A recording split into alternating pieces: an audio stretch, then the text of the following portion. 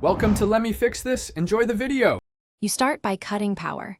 Disconnect the negative battery cable and wait 1 minute to protect airbags and electronics. Next, set the steering wheel to the center and tilt the column up for clear access. Remove the lower dash trim screws and carefully pry the panel.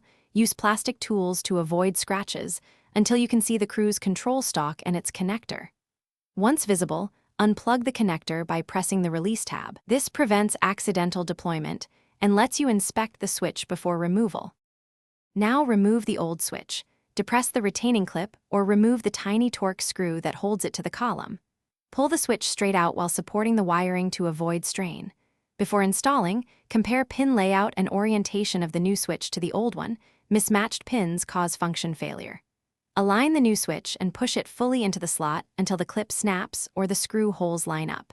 Fasten the screw or clip, then reconnect the wiring harness securely. Finish reassembly by snapping the trim back and tightening screws, then reconnect the negative battery.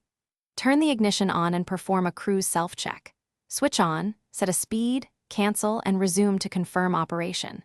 If something doesn't work, make sure the connector pins are straight and fully seated, check the cruise and BCM fuses, and scan for stored codes with an OBD-ROMAN2 reader. If a code points to wiring or the module, address that before assuming the switch is bad. This saves time and parts.